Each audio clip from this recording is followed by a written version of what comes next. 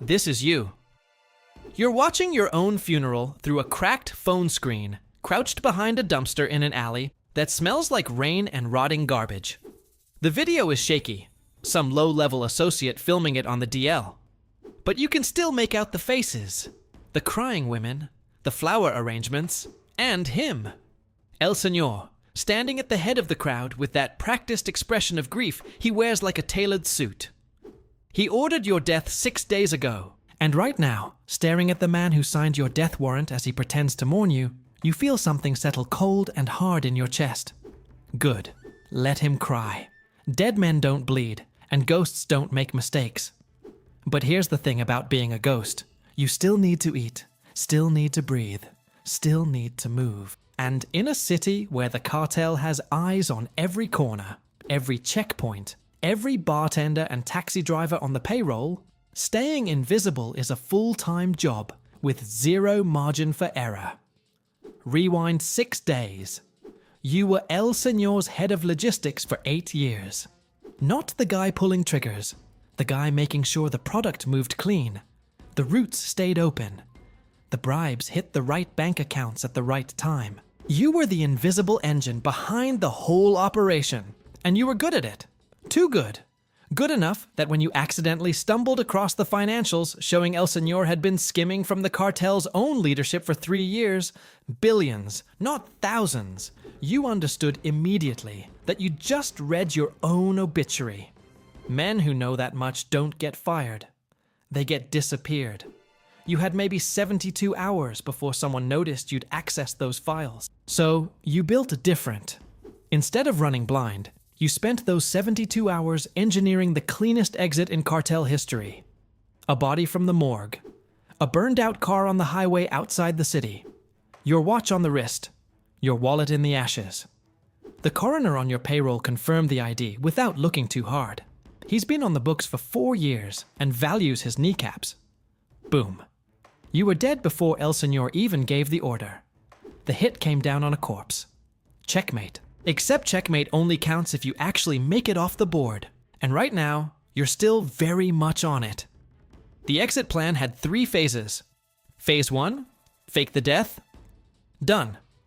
Phase 2, reach the safe house on the east side. Grab the emergency kit you buried under the floorboards 2 years ago, when your gut first started whispering that this job had an expiration date. Inside that kit, 3 passports under different nationalities. 40,000 in mixed currency, a burner phone with 1 number preloaded, and a USB drive containing every financial record that proves El Señor has been stealing from his own bosses. That USB is your nuclear option, your life insurance policy. Phase 3. Get out of the country before anyone realizes the corpse in that car didn't have your dental records. You gave yourself a week. You're on day 6. The clock is a fist squeezing your ribs. The safe house is 4 kilometers away. 4 kilometers through a city that treats your ghost like a walking target. You've mapped 3 routes. Route 1, Main Avenue, fastest, completely exposed, suicide. Route 2, through the Market District, slower, more cover. But the cartel has a taxation post at the north exit where they shake down vendors. A face check there ends everything. Route 3, drainage channels running under the industrial sector. Pitch dark, rats the size of small dogs, and a 2-meter climb at the exit point. Disgusting. Perfect. You pick Route 3 without hesitating. 40 minutes underground, moving by feel and memory. Your phone screen dimmed to nothing to save battery. The rats are exactly as advertised. At the exit point, you pull yourself up through the grate and land in the shadow of an abandoned textile factory, gasping clean air like it's a luxury. Your hands are cut. Your clothes are ruined. You look like a man who's been through hell, which is accurate because you have. You move fast along the factory wall, keeping to the blind spots you memorized back when you were the one designing surveillance routes for the cartel. That knowledge is the most dangerous weapon you have right now. You built the system. You know every gap. The safe house is a ground floor apartment above a tire repair shop. You owned it under a shell company for 6 years, paying rent in cash through a third party. Nobody connects it to you. You're inside in under a minute. Door locked, curtains already drawn. The floorboard comes up clean. The kit is exactly where you left it. You sit on the bare floor with $40,000 in your lap and feel, for the first time in 6 days, something almost like relief. Almost. Then your burner phone buzzes. One message. Unknown number. 3 words. He knows. Run. Dead silence. Your brain processes this in about half a second. Someone on the inside is still loyal to you. Someone who saw something. Which means El Señor has figured out the corpse wasn't you. Or he's about to. Either way, your timeline just collapsed from days to hours. Phase 3 needs to happen now, not tomorrow. You're at the door in 30 seconds. Kit packed, passport selected.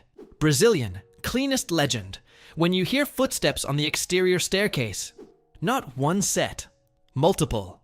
Measured. Professional. These aren't debt collectors or curious neighbors. You've sent men to doors like this before. You know exactly what comes next. Your brain runs the math without being asked. Front door. Blocked. Window. Faces the main street. 2 meters drop. Exposed landing. Camera on the corner. Roof access. Back hallway. Maintenance ladder. 3 floors up. The footsteps are on the 2nd floor now.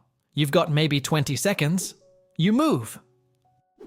Back hallway. Ladder. Hand over hand in total silence. Muscle memory from physical training you never thought you'd actually need. You hit the roof as the apartment door below splinters. Voices echo up through the building. Clipped, coordinated, confirming this isn't a warning visit. You cross 2 rooftops at a dead sprint.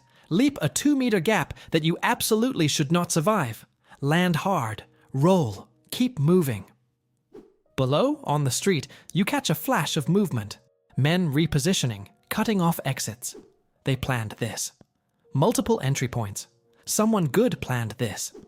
El Señor found you faster than you thought possible. Which means someone sold you out. Which means the person who sent that warning text either bought you 60 seconds or set the whole trap. You don't have time to figure out which one it is. At the edge of the 3rd rooftop, you have exactly 1 move left. The drainage pipe running down the back of the building, 4 floors, into a service alley that connects to the freight road running north out of the industrial sector. It's not a good option. It's the only option. You grab the pipe, feel it shudder under your weight, and start moving down fast. Halfway down, a light hits you from below. Someone in the alley. Flashlight. You freeze. The beam sweeps left, right, then cuts off. A voice you recognize. Low, female, controlled. Move faster. The truck leaves in 4 minutes. You don't know if this is salvation or the final piece of a trap. You don't have the luxury of deciding. You drop the last 6 feet, land in a crouch, and look up into the face of a woman you haven't seen in 3 years.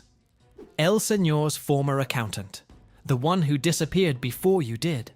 The one everyone assumed was dead. She holds up a USB drive identical to yours and gives you a look that contains an entire conversation. Turns out you weren't the only one who saw those files. You weren't the only one who built an exit. And you definitely weren't the only ghost in this city tonight. She turns towards the freight road without another word. 4 minutes to the truck. The choice is simple. Stay here and wait for the men on the roof to regroup. Or follow the dead woman into the dark and find out what happens when 2 ghosts decide to haunt the same man. You follow her. Obviously, game on.